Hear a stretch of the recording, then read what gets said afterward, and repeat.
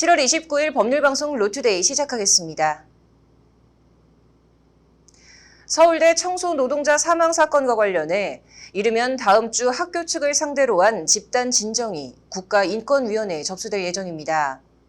헌법이 보장하고 있는 인격권 등을 침해했다는 것이 집단 진정을 준비하고 있는 최혜원 변호사의 설명입니다. 어느 청소 노동자의 죽음 기획보도, 최혜원 변호사를 만나 관련 얘기들을 들어봤습니다. 장한지 기자입니다. 서울대 청소노동자 휴게실에서 싸늘한 주검으로 발견된 아내. 저는 그날 밤에도 이제 바로 여기 규장각에서 근무를 하고 있었습니다. 밤 11시쯤에 이제 경찰분이 전화가 왔더라고요. 우리 아내가 근무하는 925동 미화 휴게실에서 운명하셨다고. 공동소송 플랫폼 화난 사람들은 지난 8일부터 서울대 청소노동자 이모 씨 사망 사건과 관련해 서울대를 상대로 한 인권위 진정인단을 모집하고 있습니다. 오늘 기준 진정에 참여하기로 한 인원은 1,300여 명. 인권위 진정 법률 대리인은 법무법인 산지의 최혜원 변호사가 맡았습니다. 저는 이제 직장 내 괴롭힘에 관심이 많고, 이제 아직까지는 상급자가 고가라는 거를 가지고 하급자를 정신적으로 학대하는 경우가 너무 많고, 최근에 N모사에서는 자살하는 일까지 있어요. 서울대 측이 사용자로서 안전배려 의무를 다하지 않은 책임이 있고, 결과적으로 건강권이나 생명권 등 헌법상 기본권 중의 기본권을 침해했다는 것이 최 변호사의 지적입니다. 노동자들은 노동을 할 수 있는 환경에서 노동을 할 권리가 있는데, 그것은 노동자가 노동을 할 권리를 침해당한 거고요. 또 사용자는 안전배려 의무라는 게 있습니다. 또 건강권, 노동권이 침해됨으로써 건강권도 침해됐을 수가 있고요. 청소노동과 별 관련이 없는 한자나 영어 쓰기 시험이나 건물의 준공 연도를 묻는 시험을 보게 하고 시험 점수를 공개한 행위는 관리자가 재량권을 남용해 노동자들의 인격권을 침해한 전형적 사례라는 겁니다. 이에 대해 최 변호사는 이는 전형적인 직장 내 괴롭힘에 해당한다며 직장 내 괴롭힘을 받으면 피해자는 자괴감이나 수치심 등이 생기는데 이는 헌법상 보장한 인격권의 침해에 해당한다고 강조했습니다. 시험 점수 공개에 대해 인권위가 이미 사생활의 비밀과 인격권 침해라는 판단을 내린 바가 있다는 것이 최 변호사의 설명입니다. 청소 노동자한테는 상식적으로 생각할 때 영어 시험을 본다든지, 그리고 영어 시험 보고 또 성적을 공개를 했다고 들었습니다. 근데 성적 공개는 사생활의 비밀과 자유를 침해한다는 인권위의 결정이 있었고요. 그리고 상식적으로도 내 성적을 많은 사람 앞에서 오픈한다는 거는 되게 좀 많이 힘들죠. 창피하기도 하고요. 관련해서 국가인권위원회법은 헌법에 규정된 인권 침해가 발생할 경우 당사자가 아니어도 그 사실을 알고 있는 누구나 인권위에 진정을 제기할 수 있도록 하고 있습니다. 진정 내용에 대해 인권위는 직권조사를 할 수 있고 시정이나 재발방지 대책 등 필요한 권고나 조치를 할 수 있습니다. 최 변호사는 이번 인권위 집단 진정은 비단 서울대에만 국한하는 문제가 아니라고 거듭 강조합니다. 갑질이라는 인식도 없이 자행되는 아직도 만연한 직장 내 괴롭힘 근절과 노동자에 대한 배려, 조직 문화 개선, 인권의식 개선에 주춧돌을 놓고 싶다고 말합니다. 특히 어느 정도 시스템이 갖춰진 대기업보다는 중소기업 이하 소규모 기업에서 벌어지는 직장 내 괴롭힘이 더 심각한 문제이고 시급해 개선돼야 한다고 지적합니다. 체계가 있고 시스템이 있으니까, 그리고 CEO들이 문제가 있다는 걸 알기 때문에 오히려 중소기업이나 진짜 작은 7명, 8명 이런 데에 있어서 직장 내 괴롭힘이 진짜 우려가 되고요. 직장 내 괴롭힘이 법에 있는 것도 모르는 회사도 많고, 심지어는 그 벌금 얼마 내면 되는 거 아니냐, 이렇게 간단하게 생각하시는 분들도 계세요. 대기업 사내 변호사로 시작해 국내 최대 로펌 김앤장을 거쳐 유명 보험사 자금 세탁 방지 최고 책임자를 지낸 최 변호사는 국민 고충 처리와 부패 방지, 행정 심판 관련 권익위 사건을 다수 다룬 경력이 있습니다. 검찰이나 법원이 개별 사건에 조금 더 초점을 맞춘다면 인권이나 권익위 같은 국가기관은 개별 사건을 고리로 전반적인 제도 개선이나 인식 변화를 이끌고 주도해야 한다고 최 변호사는 강조합니다.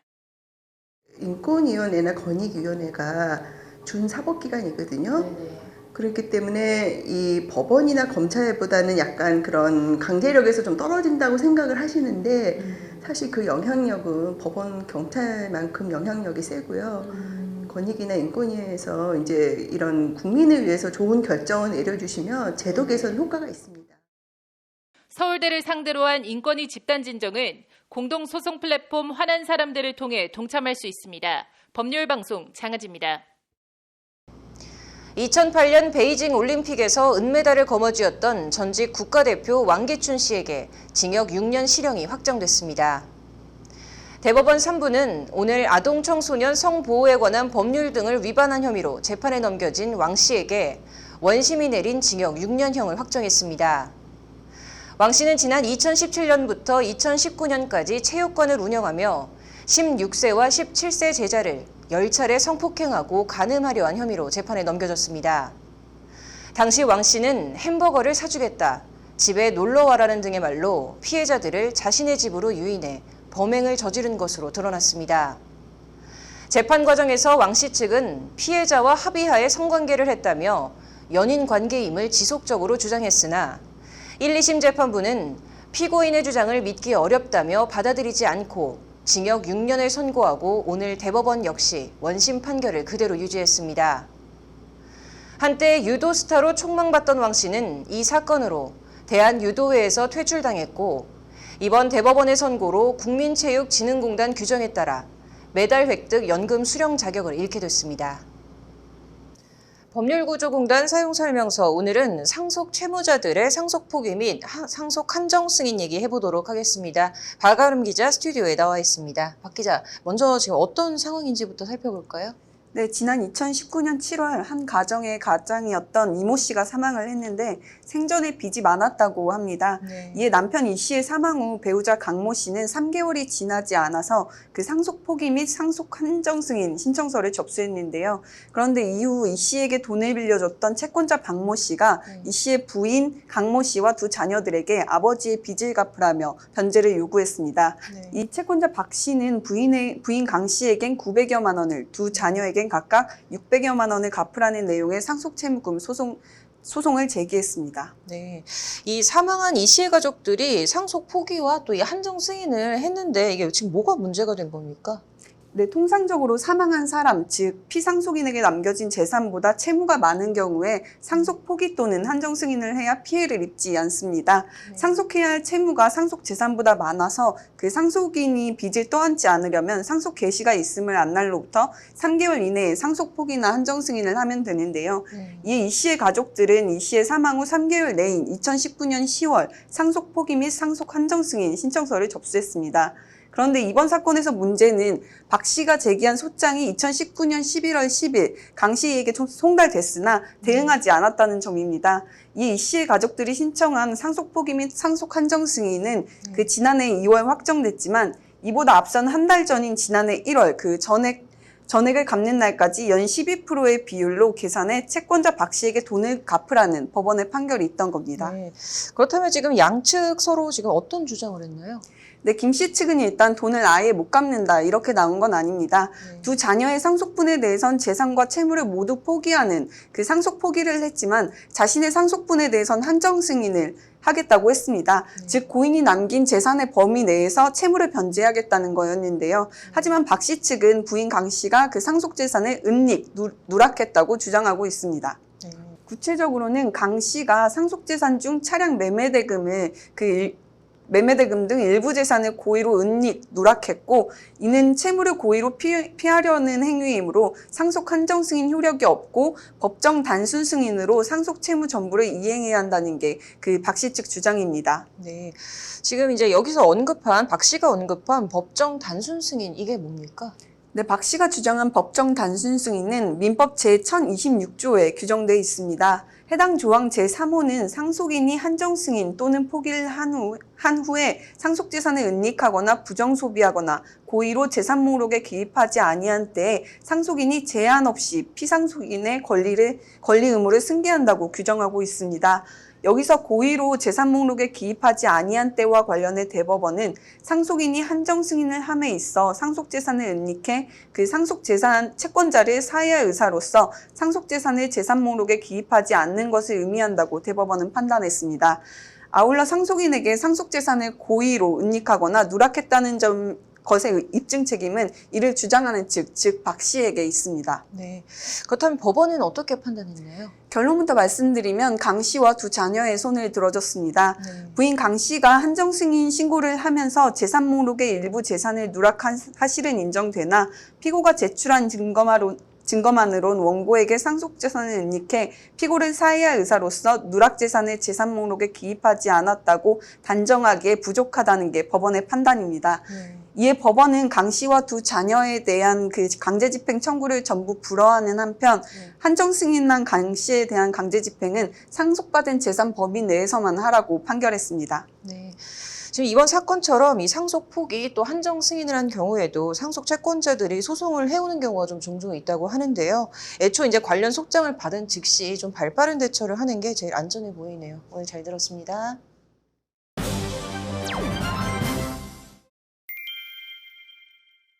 네, 차상진 변호사의 금융과 법. 오늘은 금융 분야 AI에 대해서 얘기해 보겠습니다. 네, 차 변호사님 어서 오십시오. 네, 이 금융위원회가 이번 달에 이제 금융 분야 AI 가이드라인을 발표를 했는데요. 먼저 이 금융 분야에 대해서 AI가 지금 어떻게 활용이 되고 있나요? 네, AI는 금융산업 분야에서 다양하게 활용되고 있습니다. 금융 분야에서 AI 활용이 활발한 이유는 크게 두 가지인데요. 네. 하나는 금융기법과 사회가 고도화되고 정보가 많아짐에 따라서 더 이상 사람이 직접 다양한 변수들을 모두 평가하는 데 한계가 있다는 점입니다. 네. 사람이 업무를 함에 따라서 발생하는 실수, 흔히 휴먼 에러라고 하는데요. 이러한 휴먼 에러를 예방할 수 있다는 점도 커다란 장점입니다. 네. 두 번째 이유는 인건비에 비하여 AI 활용이 훨씬 비용이 적고 빠르기 때문입니다. 네. 마케팅은 물론 금융상품 설계나 자산의 운용, 심사, 평가 등에서도 활발하게 사용되고 있습니다.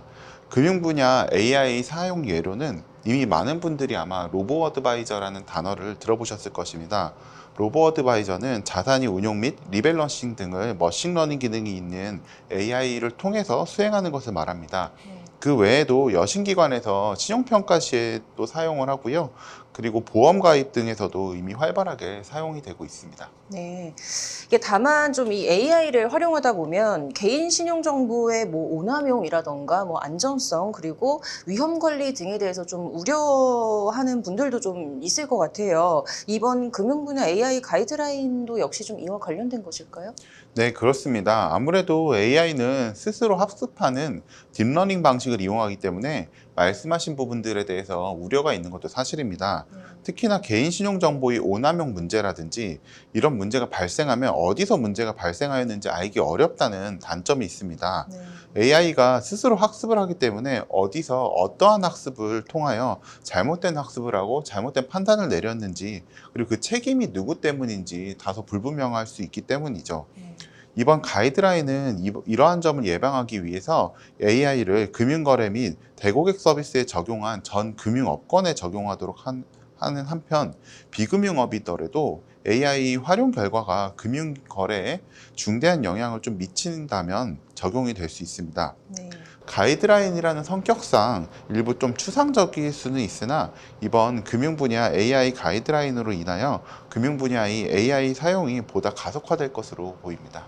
네, 좀 말씀하신 대로 이 가이드라인이라고 한다면 좀 법률처럼 좀 강행적인 규제는 아니지만 이 금융기관에서는 또 이를 무시할 수도 없는 거지 않겠습니까? 그래서 AI 활성화 전에 이제 규제부터 시작이 돼서 산업 발전에 좀 어려움이 있을 수 있지 않겠느냐 하는 우려도 있을 수 있는데 이건 좀 어떻게 보시나요?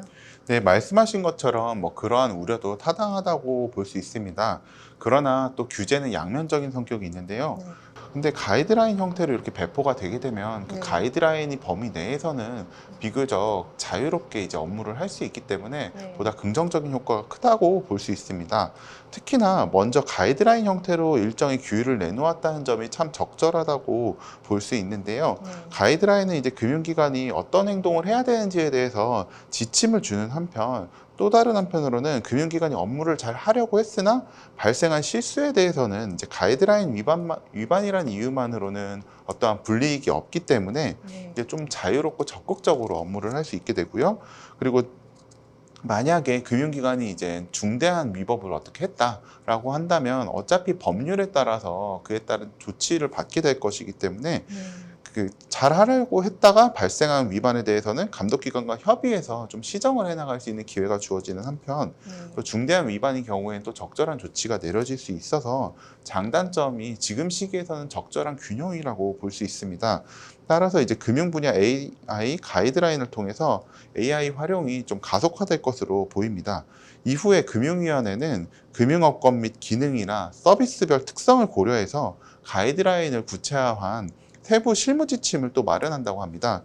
이와 같이 실무 지침이 또 마련되게 되면 금융기관으로서는 AI 활용을 어떻게 해야 되는지에 대해서 보다 확실한 방향을 잡을 수 있고요. 그래서 보다 적극적으로 사용할 수 있을 거라고 생각합니다. 네, 이번에 이 가이드라인을 통해서 좀 AI를 활용한 금융산업이 발달이 어떻게 되는지 한번 지켜봐야겠네요. 오늘 잘 들었습니다. 다음 소식입니다. 물을 씻던 수세미로 발을 닦아 공분을 살 음식점이 서울 서초구 방배동의 한 족발집으로 드러난 가운데 오늘 식품의약품안전처는 이 족발집에 대해 수사를 진행하기로 했습니다. 식약처 현장 점검 결과 유통기한 경과 원료 사용과 조리 목적으로 보관, 냉동식품 보관 기준 위반, 원료 등의 비위생적 관리 등이 적발됐습니다. 서초구청은 오늘 방배동 족발집의 시정명령에 대한 사전 통지를 내렸고 영업정지 1개월과 과태료 100만 원 등의 처분을 내리기로 했습니다. 특히 해당 업소는 최근 온라인 커뮤니티 등에서 국내 모 식당의 무손질이라는 영상이 논란이 됐는데 영상에는 한 남성이 야외에서 고무대야에 발을 담근 채로 물을 손질하다가 수세미로 자신의 발 뒤꿈치를 닦는 모습이 담겨 있었습니다. 이 남성은 영상이 퍼지자 지난 25일 식당을 그만뒀고 자신의 행동이 온라인을 통해 영상으로 퍼지며 문제가 커지자 별 생각 없이 그랬다며 해명한 것으로 알려졌습니다. 족발집을 운영하고 있는 사장의 부인은 코로나 시국에 60이 넘은 남편이 직접 배달하며 운영해온 가게인데 이런 일이 생겨 너무 속상하다고 눈물을 보이기도 했습니다. 오늘 준비한 소식은 여기까지입니다. 시청해주신 여러분 고맙습니다.